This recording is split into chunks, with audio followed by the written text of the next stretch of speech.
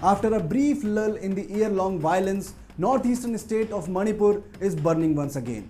3 women and 3 children are allegedly abducted by the armed militants on November 11.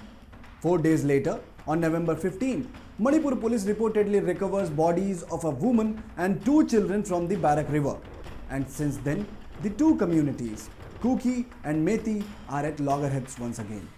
Protests, violence, vandalism is back in the riot-torn state.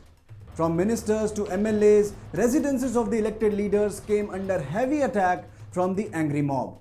कल 16 तारीख को शाम करीब 6 और 7 के बीच में कुछ लोग आए थे हजारों में और ज़बरदस्ती घुसने की कोशिश किया था, गेट तोड़ा था और अंदर एमएलए के घर में, मिनिस्टर के घर में घुस गया था. Chief Minister N. Biren Singh is facing a double whammy with pressure from civil societies and political parties alike. But the key question is, what shattered the short-lived peace of Manipur? How did the fresh spate of violence start in northeastern state? As Manipur faces yet another round of ethnic clashes, who is to be blamed this time around? Let's decode.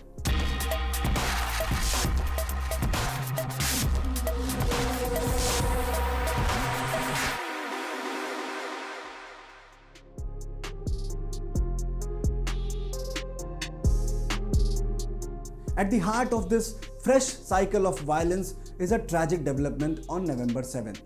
On this day, armed militants who were reportedly from Methi community targeted the Zairon village of Manipur's Jiribam district. In the violent attack, a 31-year-old woman was allegedly raped, killed and set on fire by the armed militants. The victim, who belonged to the Hamar community and was a mother of 3 children, worked as a school teacher at a local Jiribam school. The autopsy report revealed gut-wrenching details about the 31-year-old victim. As per the postmortem report, the victim was subjected to third-degree torture and burns while she was still alive.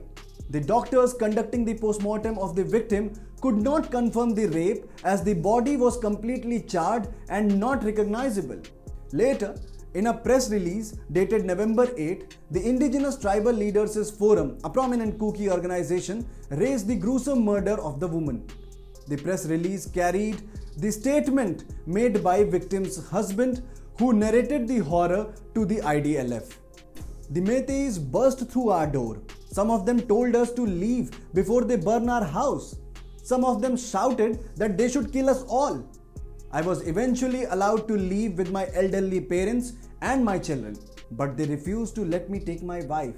The tribal group had further accused the CRPF of being a mute spectator and not intervening to stop the fateful incident. Moreover, the victim's family wasn't the only one who was attacked. The ITLF claims at least 17 houses were set ablaze.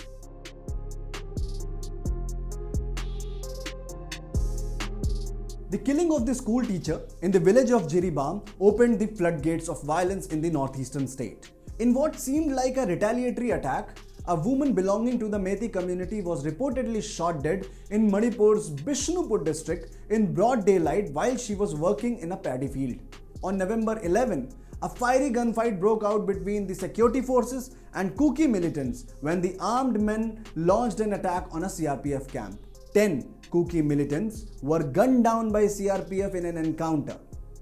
Meanwhile, 6 members of a Methi family were allegedly abducted by the militants.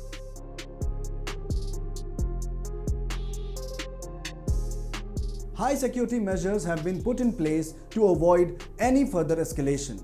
Home Minister Amit Shah is keeping a close vigil on the developments in the riot-torn state.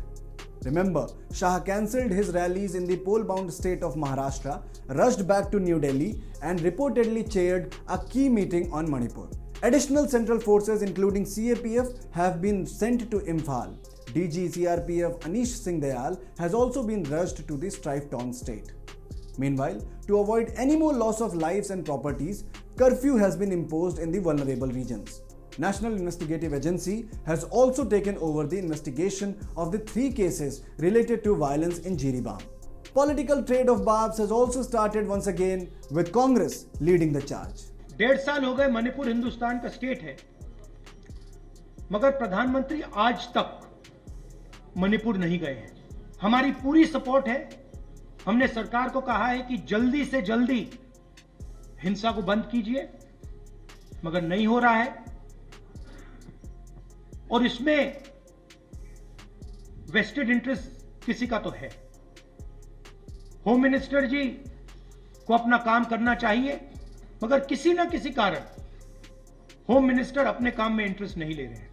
Let me remind you, the turmoil which is going on since May 2023 has so far claimed over 200 lives.